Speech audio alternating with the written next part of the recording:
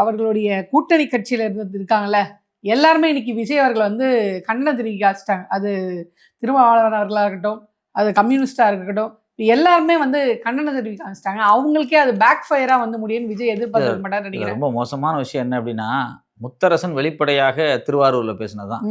மற்றவங்களாவது ஒரு நாகரிகத்துக்கு ஒரு அறிக்கை கொடுத்தாங்க. விஜய் வந்து பித்துக்குழி அப்படின்ட்டாரு. அதாவது நீ மட்டும் தான் வந்து இந்த பொது இதுல பேசுவியா, அவர் வந்து யாருக்கையும் குறிப்பிடாம அப்பாவை தேடினார் தாத்தா அப்படின்ற மாதிரி உதயநிதி அவர்கள் வந்து இந்த பக்கம் வந்து கணவனை தேடிய மனைவி அப்படின்னு அவர் ஒரு பொது ஸ்டேட்மெண்ட் விட்டாரு. இப்போ இவர் என் பங்குக்கு நானும் ஒரு பொது ஸ்டேட்மெண்ட் விடுறேன் அப்படின்னு இப்போ விஜய் அவர்கள் சட்டமன்றத்துல ஒரு பொதுவா சொன்னார், வயசானவர் வந்து எங்க கதை சொன்ன மாதிரி அப்படின்னு. உதயநிதி அவர்களுக்கு வந்து பதில் கொடுக்குற மாதிரி செங்கல்பட்டு கோர்ட்ல கணவனை தேடும் மனைவி அப்படின்னு அவர் சொன்னார். முத்தரசன் நான் மட்டும் ஏன் சும்மா இருப்பேன், வா நானும் சொல்றேன் அப்படின்னு சொல்லிட்டு காணம் தேடிட்டு இருக்காங்களா யாரா பைத்தியம் அப்படின்ற மாதிரி அவர் பேசி விட்டாரு. ஆக்சுவலி என்னன்னா இப்ப வந்து விஜய் பேசினாரு, இன்னொரு பக்கம் உதயநிதி பேசினார் அப்படிங்கிறது ரெண்டு எதிர் துருவங்கள்ல ரெண்டு கட்சிகள் பேசிக்கிறாங்க, ஆளுங்கட்சி எதிர்கட்சியும். ஆனா ஆளுங்கட்சியுடைய கூட்டணி இவங்க கொடுத்த ஆதரவுல தான் இன்னைக்கு விஜய் முதலமைச்சரா உட்கார்ந்து இருக்கிறாரு. இவங்க ஆதரவு கொடுக்கலாம், விஜய் முதலமைச்சரா இருக்க முடியாது. விஜய் அப்படி சொல்லி சட்டமன்றத்துல வேற மாதிரி சொன்னாரு, மக்கள் ஆதரவு தெரிவிச்சு நான் வந்து இங்க உட்கார்ந்து. மக்கள் உங்களுக்கு பெரும்பான்மை கொடுக்கல. ஆமா, மக்கள் விஜய்க்கு பெரும்பான்மை கொடுக்கல. மக்கள் தமிழ்நாட்டுல யாருக்குமே பெரும்பான்மை கொடுக்கல. விஜய்க்கும் கொடுக்கல, யாரும் கொடுக்கல. வேற வழி இல்லாம தமிழ்நாட்டுல குடியரசுத் தலைவர் ஆட்சி வந்துடக்கூடாது அப்படிங்கிறதுக்காக கம்யூனிஸ்டுகள் அவரை முதலமைச்சர் ஆக்கியிருக்கிறாங்க, அவர் ஆட்சி அதிகாரத்தில் உட்கார வச்சிருக்காங்க. அதுவும் நாங்க உங்க கூட்டணியை விட்டு நாங்க போயிட மாட்டோம் தம்பி, எங்களை நம்புங்க அப்படின்றதுக்காக திருமாவளவன் அவர்கள் வந்து விசிகால இருந்து ஒரு மெம்பர் கொடுத்து அமைச்சராகவும் ஆக்கியிருக்காரு. ஆக்சுவலி அவர் கூட்டணியை நம்பல அப்படிங்கறதுதான் யதார்த்தமான உண்மை. இன்னைக்கு கூட முரசொலியில பாத்தீங்க அப்படின்னா திருமாவளவன் ஒரு கட்டுரை எழுதியிருக்காரு. அது என்ன அப்படின்னா, ஏற்கனவே சிபிஎம்முக்கும் திமுகவுக்கும் இடையில ஓடிட்டு கூடிய முரண்பாட்டை மையமா வச்சு ஒரு முக்கியமான வார்த்தை அதுலயும் அதை சொல்லியிருக்கிறாரு. அதாவது விஜய்க்கு வந்து கம்யூனிஸ்டுகள் மேல நம்பிக்கை இல்ல, சரி நீங்க கேள்வி வைப்பாங்க அப்படின்னு. விஜய்க்கு அவர் மேலே நம்பிக்கை இருக்கான்றது டவுட். இப்போதைக்கு அண்ணன் திருமா அவர்கள் வந்து வெளிப்படையா இன்னைக்கு வந்து எச்சரிக்கை பண்றாரு. ஒண்ணு என்ன அப்படின்னா, தங்க மோதிரம் கொடுக்குற விஷயம் இருக்கு பாத்தீங்கன்னா, 1 கிராம் தங்கம் மறுபரிசீலனை செய்யுங்க அப்படிங்கிற வெளிப்படையா அறிக்கை கொடுக்குறாரு. ஏன் அதை சொல்றாரு அப்படின்னா, வளர தங்க சின்னதாயிடும்ன்றாரா? இல்ல முக்கியமான விஷயம். இன்னைக்கு கூட ஹிந்துல அது குறித்து ஒரு கட்டுரை வந்திருக்கு. தமிழ்நாட்டுல மருத்துவ கட்டமைப்பு இருக்கு இல்லையா, தமிழ்நாட்டுல மக்கள் தொகை கூடிக்கிட்டே இருக்கு. வெளி மாநிலத்துல இருந்து இவ்வளவு பேர் இங்க வந்துகிட்டே இருக்கிறாங்க. ஏற்கனவே தமிழ் மக்கள் இவ்வளவு இருக்கிறாங்க. மருத்துவமனைகள் போதாமை இருக்கத்தான் செய்யுது, மருத்துவர்கள் போதாமை இருக்கு, செவிலியர்கள் போதாமை இருக்கு, மக்கள் நிறைய நேரம் எம்ப்ளாயிஸ் யாரு மெடிக்கல் ஸ்டாஃப்ஸ் நிறைய நேரம் வேலை பார்க்க வேண்டிய நிலைமையில இருக்கிறாங்க. இதனால இந்த பணம் ஒரு ஆண்டுக்கு கிட்டத்தட்ட 700 கோடியிலிருந்து 800 கோடி செலவாகும். எது தமிழ்நாட்டுல கிட்டத்தட்ட 97 மருத்துவமனைகளுக்கு மூலியமா தான் ப்ரொக்யூர்மெண்ட் நடக்க போகுது. இந்த மருத்துவமனைகள்ல பிறக்கக்கூடிய குழந்தைகளுக்கு இவங்க கொடுக்கக்கூடிய மோதிரம் இருக்கு பாத்தீங்களா, இதுக்கான செலவு 800 கோடி வரும். இந்த பணத்தை மருத்துவ கட்டமைப்புக்கு பயன்படுத்தலாம். இல்ல அப்படி நீங்க பார்க்க ஆரம்பிச்சீங்கன்னா, இதுக்கு முன்னாடி இருந்த அரசுகள் வந்து உதவித்தொகைன்னு கொடுத்துட்டு இருந்தாங்கல்ல, அது ரொம்ப முக்கியம். அதாவது உதவித்தொகை எது கொடுக்கறது அப்படின்னா, உதவித்தொகை கொடுப்பாங்க, பெண்கள் வந்து கொடுப்பாங்க, பெண்கள் கன்சீவ் ஆனதுல இருந்தே பெண்களை வாட்ச் பண்ணிட்டே இருப்பாங்க. ஆமா, பெண்கள் கன்சீவ் ஆனதுல இருந்து டெலிவரி முடிஞ்சு வீட்டுக்கு போற வரைக்கும் அந்த பீரியட் இருக்கு பாத்தீங்களா, இது வந்து ஃபெர்டிலிட்டி ரேட்டை குறைக்கிறதுக்காக தான். ஃபெர்டிலிட்டி ரேட் அப்படின்னா 1 லட்சம் குழந்தை பிறக்குது அப்படின்னா எத்தனை குழந்தை இறந்து போகுது அப்படின்னு பார்ப்பாங்க, கணக்கீடு பண்ணுவாங்க. இன்னைக்கு நம்ம 7 குழந்தை இறக்குது அப்படின்னா அந்த 7 4ஆ குறைக்கணும். 1 லட்சத்துல 7 குழந்தை சாகுது அப்படிங்கறத 1 லட்சத்துல 4 குழந்தையா குறைக்கிறதா ஃபெர்டிலிட்டி ரேட். நம்ம குறைக்கிறது கர்ப்ப காலங்கள்ல அந்த பெண்களை வந்து சரியா கவனிக்கும் போது தான் அந்த மிஸ்கேரேஜ் மாதிரியான விஷயங்கள்லாம் நடக்காம அவங்களுடைய பிரசவம் வந்து நல்லபடியா இருக்கும், நல்லபடியா நடக்கிறது. முதல்ல ஒரு 14,000 கொடுப்பாங்க, அப்புறம் ஒரு 4,000 கொடுப்பாங்க போஸ்ட் டெலிவரிக்கு பிறகு. டெலிவரிக்கு அப்புறம் முன்னாடியே விட்டமின் மாத்திரைல இருந்து தேவையான ஃபுட் ஐட்டம் முதல் கொண்டு கொடுப்பாங்க. இதெல்லாம் எதுக்கு அப்படின்னா, தாயும் குழந்தையும் ஆரோக்கியமா வச்சுக்கிறதுக்கு. கையில மோதிரம் போட்டா குழந்தை ஆரோக்கியமா இருக்காது, அது ரொம்ப முக்கியமான விஷயம், ரொம்ப டெக்னிக்கலான விஷயம். மோதிரம் இல்லாம அமௌண்டா கொடுத்தா ஏத்துப்பீங்களா? மோதிரம் இல்லாம அவங்களுக்கு ஒரு குறிப்பிட்ட காலம் அவங்களுக்கான உணவுக்கு, அது மட்டும் இல்லாம அவங்களுக்கு தேவையான புரோட்டீன் வாங்குறது, அவங்களுக்கு தேவையான மருந்துகள் வாங்குறது, இதுக்கான உதவிகளை அரசு செய்யணும். அதாவது ஒரு மோதிரம் போடுறது அவர் திட்டமா என்ன சொல்றாரு, தாய்மாமன் சீர் அப்படிங்கிற தாய்மாமன் சீர் அப்படிங்கிறது, இல்ல வந்து தாலிக்கு தங்கம் தர்றேன் அப்படிங்கிறது, இது எல்லாமே பெண்களை பிற்போக்குத்தனமா பின்னாடி இருக்கிற வேலைதான். பெண்களை முன்னோக்கி நகர்த்துறதுக்கு ஒரு திட்டம் கொண்டு வரோம் அப்படின்னம்னா அது முன்னோக்கி நகர்த்துறதுக்கான ஒரு திட்டமா இருக்கணும். இன்னைக்கு திரும்ப அவர்கள் சொல்ற ஒரு வேலிடான ஒரு பாயிண்ட் இது. இதை நீங்க ரீகன்சிடர் பண்ணுங்க அப்படிங்கிறது எதுக்கு சொல்றாங்க அப்படின்னா, ஏற்கனவே மருத்துவ கட்டமைப்புல இத்தனை டாக்டர் வேலை செஞ்சுக்கிட்டு இருக்கான், டாக்டர் போதாம இருக்கு. இன்னொரு 100 டாக்டர் நம்ம எடுக்கலாம், இன்னொரு 1000 செவிலியர்களை வேலைக்கு எடுக்கலாம், இவங்களுக்கு 1000 கோடி சம்பளம் போடுறோம்ல, கான்ட்ராக்ட்ல இருக்கவங்கள பெர்மனண்டா மாத்தலாம், அவங்களுக்கு சம்பளம் கொடுக்கலாம். இதை நோக்கி இந்த பொது சுகாதாரத்தை ஸ்ட்ரென்தன் பண்ணாதான் தமிழ்நாட்டில் இருக்கக்கூடிய ஏழை எளிய மக்கள், தலித் மக்கள், வறிய நிலையில் இருக்கக்கூடிய எம்பிசி மக்கள் சிறந்த மருத்துவம் கிடைக்கும். குழந்தை பிறக்கிறது, தாய் இறந்து போகாம இருக்கிறது, பாதுகாப்பா இருக்கிறது எல்லாமே இங்க நடக்கும்.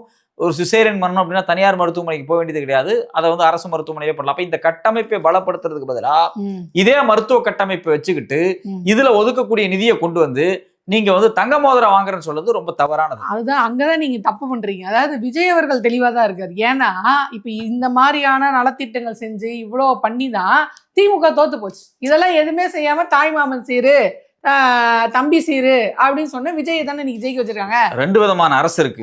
ஒரு அரசு நம்ம கண்ணுக்கு தெரியாம நிறைய வேலைகளை செஞ்சுக்கிட்டே இருக்கும். அந்த அரசை ஜெயிக்க வைக்க மாட்டீங்களே மக்கள் அப்படிதான் ஓட்டு போடுவாங்க. அது ஒண்ணும் பண்ண முடியாது. அதனாலதான் விஜய் அந்த விஷயங்கள் இருக்கு பாத்தீங்களா. இப்ப கண்ணுக்கு தெரியாம சில விஷயத்த ஸ்ட்ரென்த் பண்ணிட்டே இருப்பாங்க, அதனுடைய அவுட்புட்டை மக்கள் அனுபவிப்பாங்க.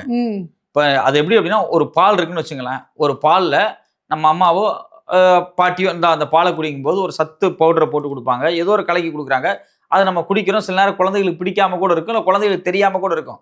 அது உடம்புக்கு ஆரோக்கியமா இருக்கும். ஆனா 5 ரூபாய்க்கு சாக்லேட் வாங்கிட்டு கொடுக்குற அப்பா ரொம்ப பிடிக்கும், அப்பா தானே சாக்லேட் வாங்கிட்டு வர்ற அப்படின்னு. ஆக்சுவலி விஷயம் என்ன அப்படின்னா, குழந்தைகளை போலதான் மக்களும். ஏன்னா 90% மக்கள் அரசியல நேரடியாக ஈடுபடல, அவங்களுடைய தின வாழ்க்கையை, கூலி வாழ்க்கையை பார்க்கறதுக்கே பெரிய கஷ்டப்பட்டு இருக்காங்க. இதுக்கு பின்னாடி என்ன இருக்கு? ஒரு திட்டக்குழு போடுறாங்க, ஒரு மெடிக்கல் ரிஃபார்ம்ஸ் வருது, ஒரு மின் விஷயங்கள், அதாவது மின் துறையில ஒரு மாற்றங்கள் வருது, இதெல்லாம் எப்படி மக்களை பாதிக்க போகுது, இப்படி எல்லாம் மக்கள் டெய்லி உட்காந்து படிச்சாங்க. ரொம்ப சிம்பிளா புரியபடி சொல்லணும்னா, இப்ப அறநிலையத்துறை எடுத்துக்கிட்டீங்கன்னு வச்சுக்கோங்களேன், இத்தனை கோடி நலங்கள் வந்து மீட்பு, இவ்வளவு வருமானங்கள் நான் கொண்டு வந்தேன், அது பெரிய விஷயம் இல்ல. முறுக்கு எந்த டேட்ல சுட்ட, லைன்ல நின்று அமைச்சர் பார்த்தாரு, இவர் தான்டா அமைச்சர். இததான் வந்து விஜய் அவங்க வந்து மேனிபுலேட் பண்றாங்க மக்களை. அதாவது இன்னைக்கு இருக்கக்கூடிய அமைச்சர் போயிட்டு, நான் வந்து ஹை லெவல் கார் பார்க்கிங் இது பண்ணிட்டேன் குன்னூர்ல போய் அப்படின்னு சொல்றாருல, அந்த குன்னூர்ல சொல்லக்கூடிய அந்த கோயில் இருக்கு பாத்தீங்களா, அந்த கோயிலுக்கு அந்த ஹை லெவல் பார்க்கிங் கட்டுற அளவுக்கு பணம்லாம் வராது. அந்த கோயில்ல வர்ற வசூல் எடுத்தெல்லாம் அவங்க கட்டல. வருமானம் வரக்கூடிய கோயிலிருந்து எடுத்து அதை ஏன் கட்டுறாங்க அப்படின்னா, அங்க இருக்கக்கூடிய குன்னூர்ல இருக்கக்கூடிய கோயில்களுக்கு இந்த பார்க்கிங்ல இருந்து நிரந்தரமா வருமானம் வரும். அப்போ வருமானத்தை அதிகப்படுத்துறதுக்கு பாத்தீங்களா, கோயிலை மேலும் பலப்படுத்துறதுக்கு, அது இவங்களுக்கு புரியாது.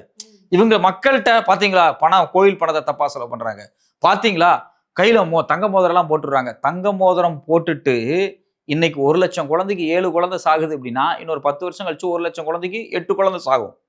ஏன்னா போதிய மருத்துவ வசதிக்கான ஸ்ட்ரென்தன் பண்ணணும். அதை அவங்க ஸ்ட்ரென்தன் பண்ணல அப்படின்னா இந்த சிக்கல் வரும். திரும்ப அவர்கள் இன்டைரக்டா சொல்லக்கூடிய விஷயமே அதுதான், தயவு செஞ்சு இப்படி பண்ண வேண்டாம் அப்படிங்கிறத அவர் வெளிப்படையா சொல்றாரு. இது இல்லாம திரும்ப இன்னொரு விஷயத்தையும் சொல்றாரு. தமிழ்நாடு முழுக்க இருக்கக்கூடிய மாநகராட்சியில் இருக்கக்கூடிய தூய்மை பணியாளர்களை தனியார் மயமாக்குறாங்க. எனக்கு இங்கதான் ஒரு கேள்வியே வருது. இதே ஆதவர்ஜன் அவர்கள் தான் திமுக ஆட்சியில சென்னையில இருக்க ஜோனுக்கு வந்து தனியார் மயமாக்க போறாங்கன்னு ஒரு மிகப்பெரிய போராட்டம் தான், நான் உங்களோட தோல் கொடுத்து தோல் நிக்கிறேன் அப்படின்னு சொன்னாங்க. நீலம் பண்பாட்டு மையம் எல்லாம் களத்துல வந்து நின்னாங்க, ஒரு பெரிய இஷ்யூவாவே மாத்தினாங்க. ஆனா இன்னைக்கு ஒட்டுமொத்த தூய்மை பணியாளர்கள் இது வந்து தனியார் மயமாக்கப்படும் போது ஏன் அந்த போராட்டம் வெடிக்கல? இங்கதான் நீங்க பாலிடிக்ஸ் ரொம்ப கவனமா புரிஞ்சுக்கணும். நாங்க 8 தலித்துக்கு அமைச்சர் கொடுத்திருக்கிறோம் அப்படின்னு சொல்லிட்டு தூய்மை பணியாளர்களை வந்து பிரைவேட் ஆக்குவாங்க. இங்க பிரச்சனை என்ன அப்படின்னா, தூய்மை பணியில ஈடுபடக்கூடிய பெரும்பாலான மக்கள் எம்பிசியில இருந்து SC ST மக்கள் தான் பெரும்பாலும் ஈடுபடுறாங்க. ஏன்னா இந்த சமூகம் காலங்காலமாக வறிய நிலையில் இருக்கக்கூடிய மக்களை தான் ரொம்ப மோசமான வேலைகளுக்கு காலங்காலமாக தள்ளிடுச்சு. அது மாற்றணும் அப்படிங்கறதா எல்லாத்துடைய எண்ணமா இருக்கு. இப்ப தூய்மை பணியாளர்களை தனியார் மயமாக்குறது அப்படின்னா ரொம்ப மோசமானது. 10 மணி நேரம் வேலை வாங்குவோம். இப்ப 8 அமைச்சர் நாங்க தலித்துகா ஒரு அடையாளத்தை காமிச்சிட்டு இன்னொரு பக்கம் லட்சக்கணக்கான தலித் மக்களுக்கு துரோகம் பண்றது, இது அப்படியே பாஜக செய்யும். இங்க பாருங்க, நாங்க வந்து ஒரு தலித்தை கொண்டு வந்து இந்தியாவினுடைய ஜனாதிபதியா உட்கார வச்சோம் அப்படின்னு சொல்லிடுவாங்க. உட்கார வச்சுட்டு தலித் மக்களுக்கு, தலித் மாணவர்களுக்கு படிக்க வரக்கூடிய ஸ்காலர்ஷிப் பணத்தை குறைப்பாங்க. தலித் மாணவர்களுக்கு, குறிப்பா பழங்குடியினத்தில் இருக்கக்கூடிய அங்க அவங்களுக்கு கிடைக்கக்கூடிய நல்ல ஸ்காலர்ஷிப்பை குறைப்பாங்க. இதெல்லாம் நமக்கு வெளியே தெரியாது. இதுல என்ன, 2வது IIT IIM போன்ற முக்கியமான சென்ட்ரல் இன்ஸ்டிடியூட் 45 சென்ட்ரல் யூனிவர்சிட்டிஸ்ல தலித்துக்களும் பிற்படுத்தப்பட்டவங்களும் போகாத மாதிரி தடுப்பாங்க. இவங்க என்ன சொல்றாங்க பாருங்க, மோடி ஒரு MBC, ஒரு ஜனாதிபதி பாத்தீங்கன்னா ஒரு தலித்து, ஒரு பழங்குடியினத்திலிருந்து வர்றாங்க, ஒரு அடையாளத்தை காமிச்சிட்டு ஒரு ஜாதியிலிருந்து பாருங்க நாங்க முக்கியமான கீழ் இருக்க குழந்தைங்களும் மேல நாங்க பதவி தர்றோம் அப்படின்னு சொல்லிட்டு, ஆனா உள்குத்து என்ன பண்ணுவாங்க அப்படின்னா, அந்த உண்மையிலேயே ஓபிசி மக்களுக்கு, அந்த உண்மையிலேயே தலித் மக்களுக்கு துரோகத்தை செய்வாங்க. இதத்தான் அப்படியே அச்சு பிசறாம விஜய் செய்யறாரு. இப்ப இதுக்கு முன்னாடி திமுக அரசு பண்ணதும் தப்பு. இன்னைக்கு பாத்தீங்க அப்படின்னா அதையே விஜய் அரசும் பண்ணுது. இன்னைக்கு திருமா கடுமையான கண்டனங்களை வெளிப்படுத்தி இருக்கிறார். இப்ப நீலம் பவுண்டேஷனா இருக்கட்டும், இல்ல இப்ப இடதுசாரிகளா இருக்கட்டும், இப்ப எல்லாரும் குழுமி இந்த விஜய் அரசுக்கு எதிராக ஒரு போராட்டம் நடத்தணும். ஏன் பண்ணல? ஆனா பிரச்சனை எங்க வருதுன்னா, விவசாயிகள் போராடினதுக்கே விஜய் சட்டமன்றத்துல என்ன பேசுறாரு? எதிர்கட்சிகள் தூண்டி விட்டு எதிர்கட்சி தூண்டி விட்டு இந்த போராட்டம் நடத்துறாங்க அப்படிங்கிறாரு. நான் கேட்டா கம்யூனிஸ்ட் கட்சியும் சேர்ந்து போராடுது. ஆமா, நீங்க முதலமைச்சரா உட்கார்ந்து இருக்கிறதுக்கு அவங்க கொடுத்த ஆதரவு தான் நீங்க முதலமைச்சரா உட்கார்ந்து இருக்கிறீங்க. உங்களுக்கு ஆதரவு கொடுத்த கம்யூனிஸ்ட் கட்சியும் போராடுது.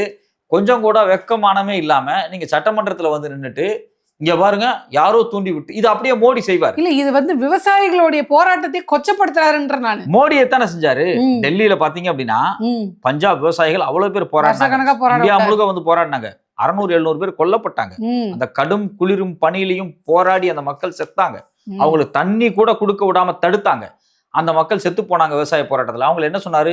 இது அந்நிய நாட்டு சதி, பாகிஸ்தான் சதி, இது இந்த ஆன்டி இண்டியன்ஸ் பண்ணக்கூடிய சதி, இப்படி எல்லாம் பேசினாங்க. இதைத்தான் இன்னைக்கு விஜய் வந்து அதே மோடி வாய்ஸ்ல பேசுறாரு.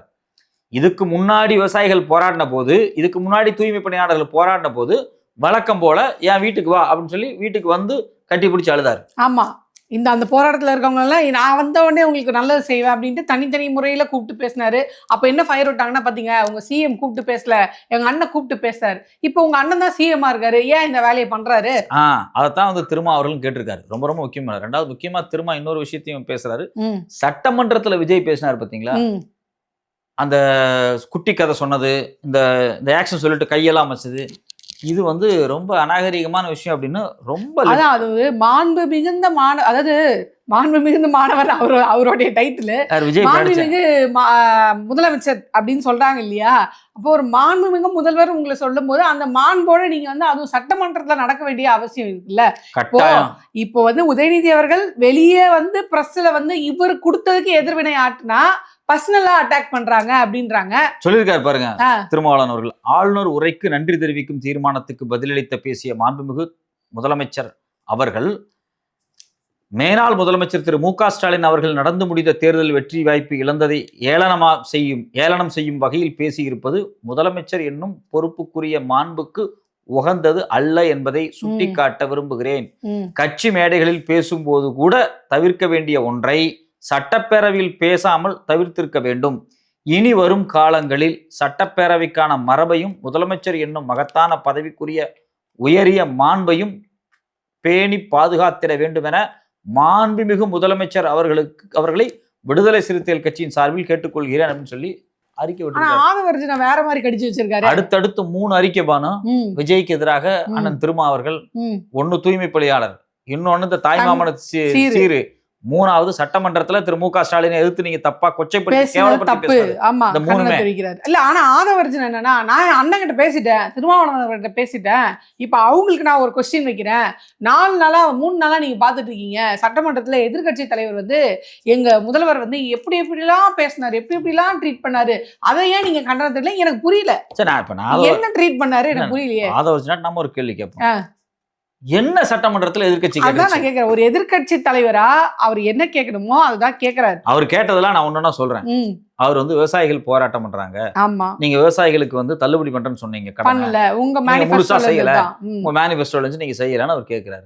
பெண்கள் பாதுகாப்பா இல்ல, பாலியல் சிக்கல்கள் வருது, குழந்தைகள் பலாத்காரம் செய்யப்படுறாங்க, இல்ல அதிகப்படியா ஈடுபடுறாங்க, நடவடிக்கை எடுத்து. இன்னைக்கு காலையில கூட பத்திரிகை எடுத்து பாத்தீங்க அப்படின்னா தாவேக நிர்வாகி மாட்டியிருக்காரு பாலியல் சிக்கல்கள்ல. ஒரு சின்ன குழந்தை, அந்த குழந்தைய வந்து 2வது திருமணம் பண்றதுக்கு முயற்சி பண்றாங்க. 17 வயது பெண். ஆமா, குழந்தை திருமணம் பண்றதுக்கு தாவேக முயற்சி. அப்ப இன்னைக்கு காலையில கூட பேப்பர்ல வந்து நானே ஒரு 33-34 இன்சிடென்ட்டை கட் பண்ணி வச்சிருக்கேன் பேப்பர்ல இருந்து. தாவேக நிர்வாகிகள் மாட்டாங்க, யார் மேல என்ன நடவடிக்கை எடுத்ததுன்னு தெரியல. இந்த கும்மிடிப்பூண்டி விவகாரத்துல வெளிப்படையாக வந்து அந்த அம்மா பேட்டி கொடுத்திருக்காங்க. இங்க பாருங்க இவர் இப்படி எல்லாம் பண்ணாங்க அப்படின்னு. ஆனா இது வரைக்கும் அவர் எம்எல்ஏவா தான் உட்கார்ந்துட்டு இருக்காரு, எதுவுமே வந்து அதே சட்டமன்றத்துல எம்எல்ஏவா உட்கார்ந்துட்டு. இத வந்து எதிர்க்கட்சிகள் கேக்குறாங்க, வாயை திறக்கல. இதோட முக்கியமான விஷயம் என்னன்னா, அமோனியா கசிவால இறந்து போயிருக்காங்க, கிட்டத்தட்ட வீட்டுக்கு 10 லட்சம் கொடுங்கன்னு எதிர்க்கட்சி சார்பா ஏவா வேலு கேட்கிறாரு, வாயை திறந்து பேசல. அதுக்கப்புறம் இந்த நான் முதல்வன் திட்டத்துல 40 லட்சம் மாணவர்கள் பயனடைகிறாங்க, அதுக்கு பேரை மாத்துறீங்க, ஒரேடியா அந்த திட்டத்தையும் நீங்க முடக்க பாக்குறீங்க, எதனால அப்படின்னு இந்த மாதிரி மாநில பிரச்சனைகளை ஒரு எதிர்க்கட்சி தலைவர் என்ன கேள்வி கேட்கணுமோ அந்த கேள்வி கேட்கிறாரு. இதுக்கு முன்னாடி அவர் வெளியே சொல்லிட்டும் வராரு, எதுக்குமே வாய் திறக்க மாட்டீங்களா. ஏன்னா கடந்த ஆட்சியில இது எல்லாத்துக்குமே முன்னாள் முதல்வர் ஸ்டாலின் அவர்கள் வந்து விளக்கத்தை கொடுப்பாரு. அப்பப்ப ஒரு வீடியோ போடுவாரு, பாதிக்கப்பட்டவங்களுக்கே போன் பண்ணி மன்னிப்பு கேட்பாரு. ஒரு முதல்வராக இருந்தாலும் ஒரு சாமானியனுக்கு போன் பண்ணி தப்பு நடந்துருச்சு ஆட்சியில, மன்னிச்சிருங்க, இதுக்கான தீர்வு நான் கொடுக்குறேன்னாரு. விஜய் அவர்கள் இந்த மாதிரி ஏதாவது ஒண்ணு செஞ்சாரா? காட்டுங்க. எதுவுமே செய்யல. வாயை திறக்கல. வாயை திறங்க. ஏப்பா வாயை திறக்கலன்னு கேட்டா இங்க பாருங்க, வாயை திறக்கலங்கிறது ஒரு பெரிய விஷயம். நீ எப்படி பேச சொல்வ? வாயை திறன்னு எப்படி சொல்வ? ஓ அதுக்கு பாத்தீங்களா எங்க அண்ணன் 5 நிமிஷம் பேசுனதுக்கே ஃபயர் ஆயிடுச்சு, அப்புறம் எங்க சிஎம் போய் பேச சொல்றீங்கன்னா அண்ணா அவ்வளவு தூரம் ஃபயர் விடுற மாதிரி இருந்தா, உதயநிதி அவர்கள் சட்டமன்றத்துல கேள்வி கேட்டார்ல, உங்க அமைச்சர்கள் இன்டரப்ட் பண்ணி அதுக்கும் பதில் வந்து சொல்றாரு உதயநிதி அவர்கள். அவ்வளோ வந்து உங்க அண்ணன் ஃபயர் விடுறவராருன்னா ஆன் தி ஸ்பாட்ல எழுந்து பதில் சொல்ல வேண்டிய தானே. வீட்டுக்கு போய் ஹோம்ஒர்க் பண்ணிட்டு வந்து பஞ்ச் டயலாக் பேசிட்டு அப்பயாவது ஹோம்ஒர்க் பண்ணியாவது அவர் கேட்ட கேள்விக்கு பதில் சொல்லிங்க பார்த்தா வேற என்னவா பேசிட்டு இருக்கீங்க. விஜய் அவர்களுக்கு நாம சொல்லக்கூடிய விஷயம் தான், நீங்க ஹோம்ஒர்க் பண்ணுங்க, தப்பு இல்ல. வீட்டுக்கு போய் தெரியாத விஷயத்த நீங்க கத்துக்கிறதுல எந்த தவறும் கிடையாது. ஆனா உண்மையை பேசுங்க. ஆனா கேட்ட கேள்விக்கு பதில் சொல்லுங்க. சம்பந்தம் எல்லாம் பேசிட்டு இருக்கீங்க. எனக்கு நீ பொய்யே கூட சொல்லுங்க, ஆனா கேட்ட கேள்விக்காவது பொய் சொல்லுங்க. கொஞ்சம் பொந்துற மாதிரி பொய் சொல்லப்பா. தமிழ்நாடு அமைதியாக இருக்கிறது, அமைதி பூங்காவாக மாறிவிட்டது, எந்த பெண்களுக்கும் பாலியல் நடக்கல சொன்னா மக்களே காரி துப்புவாங்க. மாரியச சொல்லுவாங்க, இதை வச்சு முட்டு கொடுக்க முடியாதுன்னு, ஏதோ முட்டு கொடுக்குற மாதிரி சொல்லுங்க அப்படின்ட்டுருவாங்க. அவருக்கு என்ன பிரச்சனை அப்படின்னா, அவர் வந்து இந்த ஒரு ஸ்டைல் பண்ணணும், ஒரு இது பண்ணணும், இதெல்லாம் பண்ணிட்டோம்னா ஷார்ட்ஸுக்கு கண்டென்ட் கொடுத்துடணும்.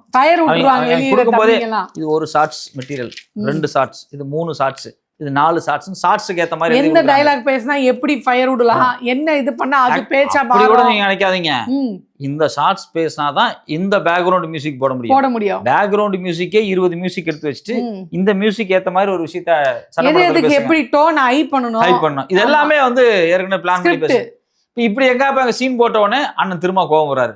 அவரு வருத்தமா இருக்கு, அண்ணே என் கட்சிக்காரனுக்கு நான் இப்படி பைத்தியம் மாதிரி பேசினாதானே பிடிக்கும். அப்படி இல்ல, என் கிறகம் உங்களுக்கு எல்லாம் ஆதரவு கொடுத்து வந்து கூட்டணியில சிக்கிக்கிட்ட அப்படின்ற மாதிரி ஆயிப்போச்சு. திருமாவளவன் அவர்களா இருந்தாலும் சரி, கம்யூனிஸ்ட் அவர்களாலும் சரி. அதாவது இவங்க வந்து சொல்லிட்டே இருப்பார்ல ஆதவர்ஜுனா, உண்மையான விசிக எங்க கூட தான் இருக்கு, உண்மையான காங்கிரஸ் எங்க கூட இருக்கு, உண்மையான அதிமுக எங்க இருக்கு, அப்படி எங்க கூட தான் இருக்கு அப்படின்னாரு.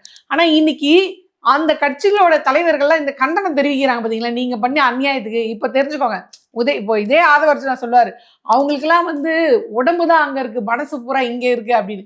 இப்ப புரிஞ்சுதா யார் யாருக்கு மனசு எங்க இருக்கு, உடம்பு எங்க இருக்கு அப்படின்றத இந்த கண்டனம் மூலமா ஆதவர்ஜுனா அவர்களுக்கு புரிஞ்சிருக்கும். ஐயோ நம்ம ஏதோ ஃபயர் நினைச்சு பேக் ஃபயர் ஆயிடுச்சு, என்ன பண்றது.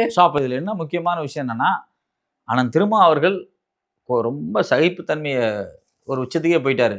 இவங்களை ஒன்றும் பண்ண முடியாது, கண்டனம் கொடுத்தே ஆகணும்னு சொல்லி வெளிப்படையாக கண்டனம் அறிவிச்ச. மேபி போராட்டம் கூட பண்றதுக்கு வாய்ப்பு இருக்கு. தனியார் மயமாக்கப்பட்டுச்சு அப்படின்னா, முழுமையா அங்கேயே சைன் ஆயிடுச்சு, எல்லா மாநகராட்சி எம்ப்ளாயிஸ் தனியார், கண்டிப்பா அண்ணன் திருமா அவர்கள் ரோட்ல இறங்கி போராட ஆரம்பிப்பாங்க. இது ஒரு பெரிய போராட்டமா மாறும்.